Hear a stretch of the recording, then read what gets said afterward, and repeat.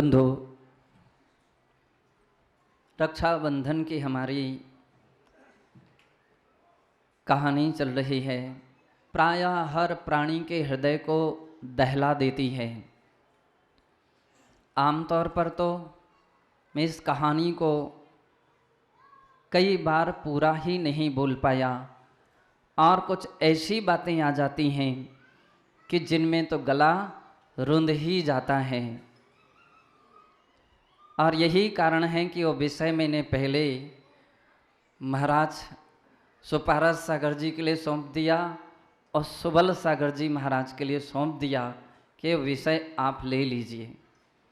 बहुत अच्छे तरीके से उन्होंने अपने सार संक्षेप में अपनी बात कह दी। बंधुओं, आप कल्पना कीजिए कि वह दृश्य कैसा होगा,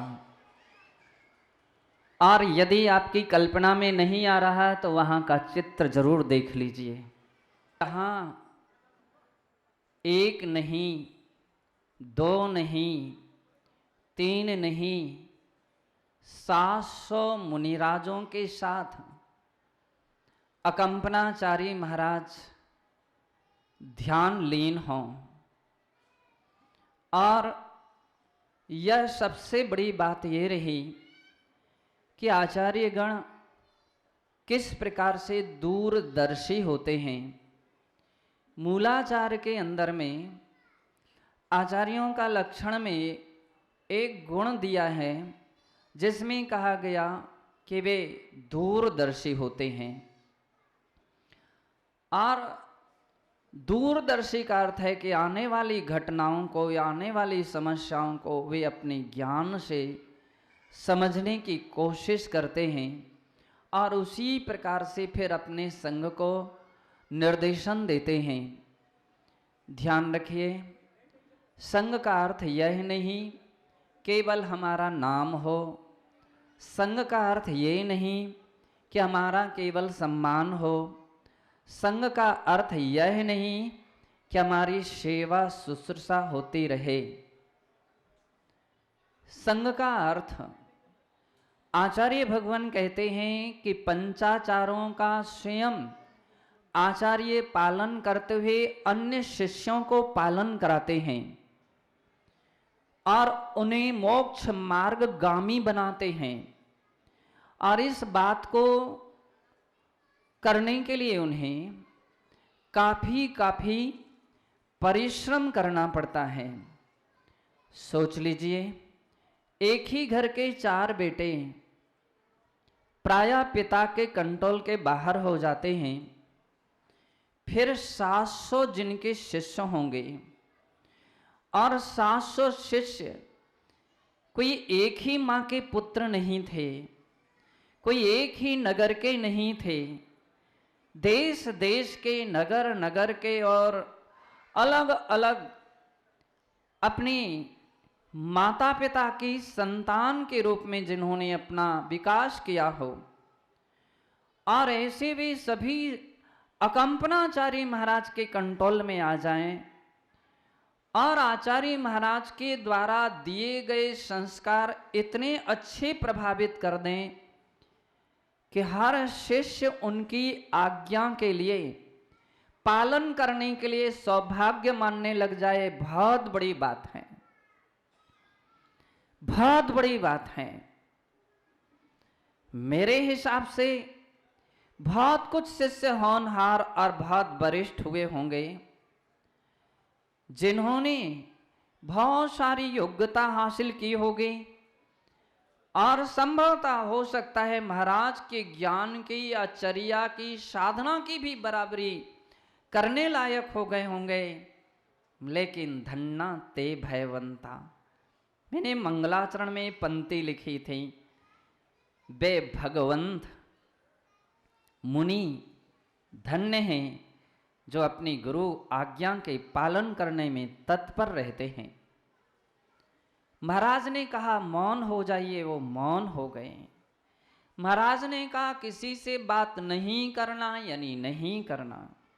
महाराज ने कहा सबको एक ही स्थान पर ध्यान करना है, सभी एक ही स्थान पर ध्यान में संलग्न हो गए। बंधो, मेरे हिसाब से उस समय तक का दृश्य तो बड़ा आनंददायक था। एक साथ इतने मुनि ध्यान मुद्रा में दिखें तो मन गदगद हो जाता है, लेकिन होनहार के लिए कौन रोक सकता है। हालांकि साधुओं की बहुत सारी साधना का प्रभाव रहता है, लेकिन फिर भी वे अपनी साधना की रिद्धि सिद्धि या तपस्या की जो उपलब्धि है उसका प्रयोग स्वयं के ऊपर नहीं करते हैं, और फिर कर्म के तीव्र उदय के लिए किसी की भी वह विद्याएं काम नहीं कर पाती हैं। मुझे लगता है कि आचार्य अकंपनाचार्य महाराज ने भी अपने हिसाब से तो काफी संघ की रक्षा का प्रयास किया होगा, अथवा उनके संगस्थ अनेक साधुओं ने भी पूरा प्रयत्न किया होगा, लेकिन कर्म तीव्र उदय में है तो बंधो पुरुषार्थ सक्रिय नहीं हो पाता है, सफल नहीं हो पाता है। और महाराज ने बतलाया कि चारों तरफ से उन चारों मंत्रियों ने महाराज के चारों तरफ से आग लगा दें, सड़ी गली लकड़ियां और जैसी तैसी लकड़ियां चारों तरफ से लगा दी गई, और केवल लकड़ी ही नहीं लगाई, लेकिन लकड़ी के साथ साथ क्या कर दिया गया, उसमें आग भी लगा दी गई। विभिन्न विभिन्न स्थानों से अनेकों अनेक वेद पाठ करने वाले वे यज्ञकर्ता भी वहां पर उपस्थित हुए और उन्होंने अपना यज्ञ प्रारंभ कर दिया। बंधो, क्या उस समय की हालत उन मुनिराजों की होगी।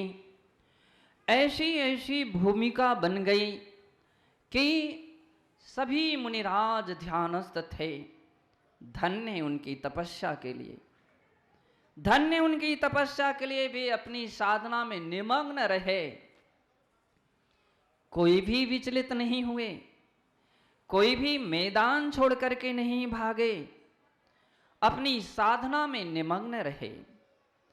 जिस समय दीक्षा होती उस समय मुनिजन अपने प्राणों को मानो हाथ में ही लेकर के चलते हैं।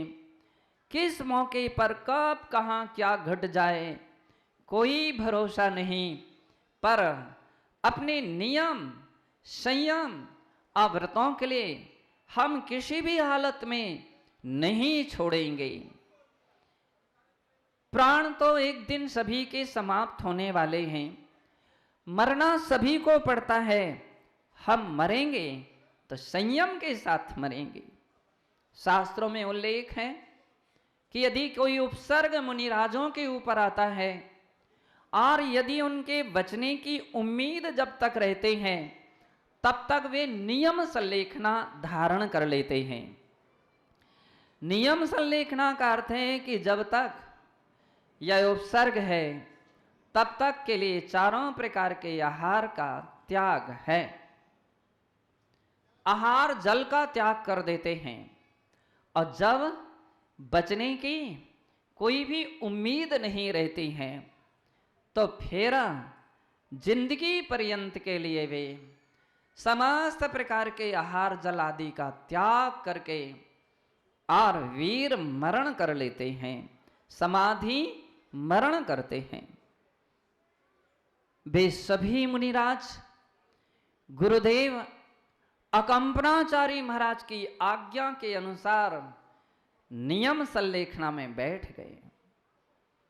वहां अग्नि प्रारंभ हुई, धुआं प्रारंभ हुआ तरह तरह से, और बंधो यह तो प्रारंभ ही हुआ कि शाम की बेला प्रारंभ हो गई। आकाश अंधकार से व्याप्त हो गया।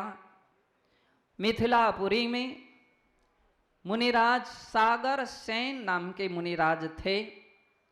किन्हीं ग्रंथों में श्रुत सेन नाम भी महाराज का नाम आता है, कहीं श्रुत चंद्र नाम भी आता है। और वे मुनिराज ज्योतिष विद्या के बहुत बड़े पारगामी आचार्य महाराज थे, निमित्त ज्ञानी थे। उनकी रात्रि की इस वेला में वे खड़े होकर के साधना कर रहे थे कि वे मुनिराज खड़े होकर के रात्रि में साधना कर रहे थे कि अचानक उनकी दृष्टि आकाश के श्रवण नक्षत्र पर पड़ी। इस श्रावण महीना चल रहा है और इस मौके पर श्रवण नक्षत्र उदय में रहता है, उसी के कारण से महीने का नाम श्रावण महीना पड़ा है। और वह नक्षत्र को कांपता हुआ उनकी दृष्टि में आया। वो नक्षत्र कंपायमान हो रहा था। ज्योतिष ग्रंथ में जैन ग्रंथ यदि कोई है तो वह आचार्य श्री महाराज के द्वारा लिखा गया विद्यानुवाद नाम का ग्रंथ है। और आचार्य महाराजों ने ऐसे ग्रंथों में ज्योतिष का भी वर्णन किया। यदि नक्षत्र कपता हुआ नजर आए तो समझ लीजिए कोई बड़ा संकट किसी महापुरुष के ऊपर आ गया है। जैसे ही उन्होंने अपने ज्ञान से जाना, बंदो मानो उनका हृदय कांप उठा। उनको ज्ञान में झलकने लगा कि हस्तिनापुर में अकंपनाचार्य महाराज के 700 मुनिराजों पर घनघोर उपसर्ग हो रहा है। उनके मुख से आह की आवाज निकल गई और जैसे यह आवाज निकली, पास में ही उनके पास क्षुल्लक पुष्पदंत नाम के एक क्षुल्लक जी बैठे हुए थे और वे शीघ्र उठ करके खड़े हो गए। जिनके विषय में बतलाते हैं वो पहले विद्याधर थे और विद्याधर होने के कारण सारी विद्याओं का उन्होंने परित्याग नहीं किया था। कुछ विद्याएं अपने हाथ में रखी थी। उन्होंने उठ करके शीघ्र ही महाराज से प्रार्थना की कि गुरुदेव, आपको क्या तकलीफ है? आपके मुख से शब्द, रात्रि में तो मुनिजन मौन धारण करते हैं, फिर आपके मुख से शब्द कैसे निकल रहे हैं? क्या पीड़ा है आपको? महाराज बोले, पीड़ा मेरी अथाह है, लेकिन वह किसी रोग और बीमारी की नहीं।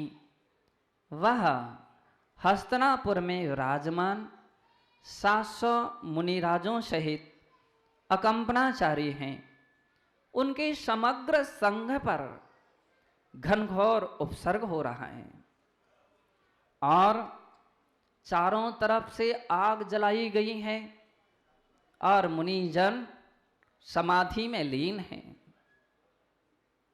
क्षुल्लक जी भी समाचार सुनते ही द्रवित हो गए और वो बोल उठे कि गुरुदेव, मुझे आज्ञा दीजिए, क्या उपसर्ग उनका कैसे हम दूर कर सकें? मुझे उपाय बतलाइए, मुझे तरीका बतलाइए। महाराज ने कहा, तुम्हारे पास जो विद्याएं हैं वे केवल गमनागमन की हैं, लेकिन तुम जाकर के भी कुछ नहीं कर सकते हो, तो फिर हम क्या कर सकते हैं? उन्होंने कहा, आप धरणीधर पर्वत पर जाइए, जहां पर विष्णु कुमार मुनिराज घनघोर तपस्या कर रहे हैं और उनकी वह वीतराग साधना निर्दोष चर्या से उनके लिए बहुत सारी सिद्धियां हो गई हैं और उसमें विक्रिया रिद्धि सिद्ध हुई है और वे उस विक्रिया रिद्धि के बल से वह उपसर्ग दूर कर सकते हैं। क्षुल्लक पुष्पदंत सागर जी ने तुरंत महाराज के लिए नमस्कार किया और कहा, जो आज्ञा गुरुदेव, मैं प्रस्थान करता हूं। महाराज ने उन्हें आशीष दिया और पुष्पदंत शीघ्र ही धरणीधर या धरणी तिलक पर्वत पर पहुंच गए, जहां पर मुनिराज विष्णु कुमार ध्यान लीन थे। क्षुल्लक जी ने जाते ही कहा, नमोस्तु भगवन, नमोस्तु भगवन, नमोस्तु भगवन। लेकिन विष्णु कुमार ध्यान लीन ही रहे। जब उन्होंने कहा, संकट की अवस्था में मुझे महाराज सागर सेन ने भेजा है, आप कृपा कीजिए और मेरी प्रार्थना सुनिए। यह शब्द सुनते ही विष्णु कुमार ने अपना ध्यान विसर्जन किया और पुष्पदंत क्षुल्लक की ओर देखा और कहा, क्या कह रहे हो, कौन से संकट की अवस्था है? महाराज, यह तो आप ही अपने ज्ञान से समझ सकते हैं। मेरे गुरु ने आकाश में नक्षत्र, श्रवण नक्षत्र के लिए कांपते हुए देख करके कहा, हस्तिनापुर में अकंपनाचार्य मुनिराज के 700 शिष्यों सहित उपसर्ग हो रहा है और उसको दूर करने में केवल और केवल आप ही सक्षम हैं, आप ही समर्थ हैं। विष्णु कुमार बोले, मेरे अंदर में इतनी सामर्थ्य कहाँ?